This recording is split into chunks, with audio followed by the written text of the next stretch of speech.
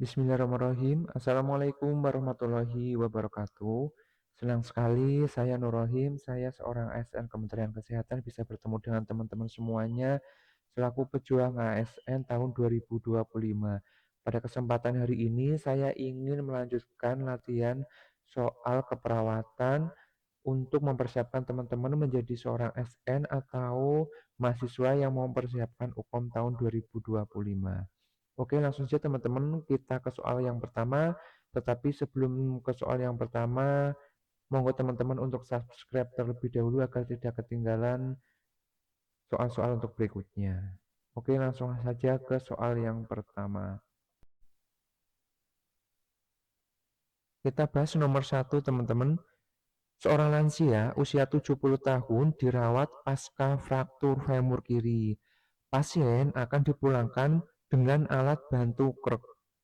Sebagai perawat, tindakan yang paling tepat saat mengerjakan penggunaan kruk adalah A. Kruk disesuaikan dengan tinggi badan pasien hingga seleher. Yang B. Tekanan ditumpukan di ketiak agar lebih stabil saat berjalan. Yang C.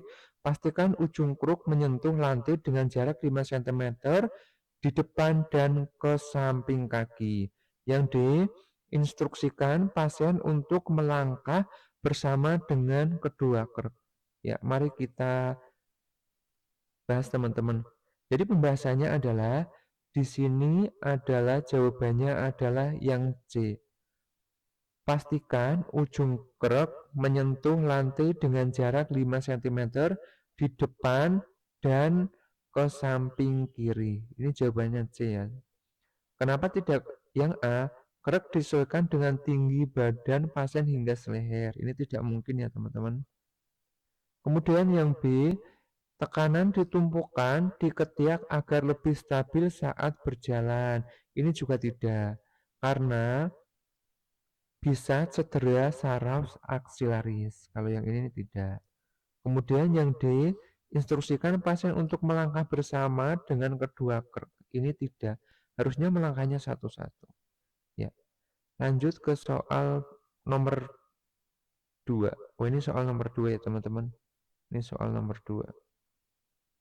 Seorang pasien pasca operasi lutut mengalami keterbatasan gerak dan disarankan menggunakan alat bantu untuk berjalan. Jenis alat bantu yang paling stabil untuk pasien ini adalah A. Tongkat, B. Kruk, C. Kursi roda, D. Walker. Kira-kira apa teman-teman? Langsung kita ke pembahasannya. Ya, jadi di sini teman-teman jawabannya adalah D. Ya, ini jawabannya adalah D ya teman-teman. Menggunakan walker. Kenapa? Karena walker adalah alat bantu yang paling stabil dan cocok untuk pasien dengan gangguan keseimbangan atau kekuatan otot ekstremitas bawah. Nah, ini pasiennya adalah pasca operasi lutut mengalami keterbatasan gerak dan disarankan menggunakan alat bantu apa. Jadi yang tepat adalah walker. Kemudian yang tongkat untuk gangguan ringan, untuk yang kerek adalah untuk pasien yang masih bisa menumpu pada salah satu tungkai. Kemudian yang kursi roda bila tidak mampu berjalan. Ya, jelas ya teman-teman. Jadi jawabannya di sini adalah D. Ya teman-teman, ini soal selanjutnya. Seorang pasien mengalami luka bakar akibat tersiram air panas pada lengan kanan, kaki kanan bagian bawah, dan perut. Berdasarkan aturan Rule of Nine, berapakah persentase luas luka bakar? A. 9%, B. 18%, C. 22,5%, D. 27%. Kira-kira berapa teman-teman? Mari kita bahas teman-teman. Jadi kita cari kata kuncinya terlebih dahulu. Yang di sini yang kena luka bakar adalah pada lengan kanan, kaki kanan, bagian bawah, dan perut. Ada 3 bagian. Jadi kalau lengan kanan, kalau hanya lengan kanan ini 9.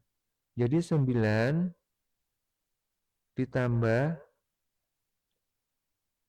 kaki kaki kanan bagian bawah. Ya, teman-teman, kalau seluruh kaki ini kan seluruh kaki ini ada 18. Ini 18. Tapi kalau di sini disebutkan cuma kaki kanan bagian bawah, berarti cuma yang separuhnya aja di sini. Berarti 9%. Ditambah perut. Ya, kalau ini dada dan perut, ini totalnya kan 18. Kalau cuma perut saja ini berarti 9 setengahnya. 9%. Jadi totalnya adalah 9 kali 3 adalah 27%. Gitu. Ya, paham ya teman-teman. Jadi nanti kalau ada soal dipahami apakah itu seluruhnya atau hanya sebagian atau seperempatnya. Gitu. Gampang kan teman-teman, lanjut ke soal yang berikutnya. Pada fase awal penanganan pasien luka bakar berat, prioritas utamanya adalah A.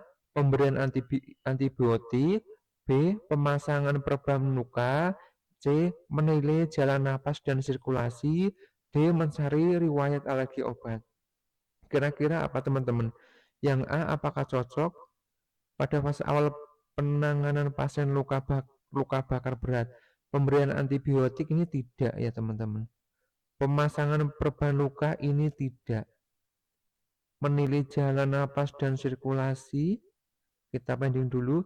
Yang D mencari riwayat alergi ini jelas tidak. Jadi di sini yang paling tepat adalah yang C. Kenapa yang C? Jadi kalau misalkan ada orang luka bakar dengan berat, jadi yang perlu dinilai ada RW, breathing, sama sirkulasi, ABC. Ya, kita cari aja yang ada ABC-nya. Ini salah satunya adalah napas dan sirkulasi, dari yang C. Ya, gitu ya teman-teman. Jadi pada fase penanganan luka bakar, fase emergensi, menekankan pada ABC ini ya teman-teman. Ya, paham kan teman-teman? Oke. Yang selanjutnya, tanda-tanda luka bakar derajat 3 atau full thickness meliputi A. Nyeri hebat dan kemerahan, B. Kulit mengelupas dan berisi lepuh, C. Kulit putih, hangus, tidak nyeri, D. Kemerahan dengan pembekakan ringan. Ya, kita bahas ya teman-teman. Yang A, nyeri hebat dan kemerahan. Ini kira-kira derajat 3 enggak teman-teman? Ini hanya nyeri hebat dan kemerahan saja. Ini tidak, ini bukan derajat 3. Yang B, kulit mengelupas dan berisi lepuh. Ini belum, ini tidak derajat 3. Yang ke C, kulit putih, hangus, tidak nyeri. Nah, ini yang derajat 3. Yang D, kemerahan dengan pembengkakan ringan. Ini juga tidak. Jadi di sini jawabannya adalah C. Ya. Pembahasannya adalah luka bakar derajat 3 merusak ujung saraf, sehingga sering tidak nyeri pada kulit, bisa tampak hangus atau putih.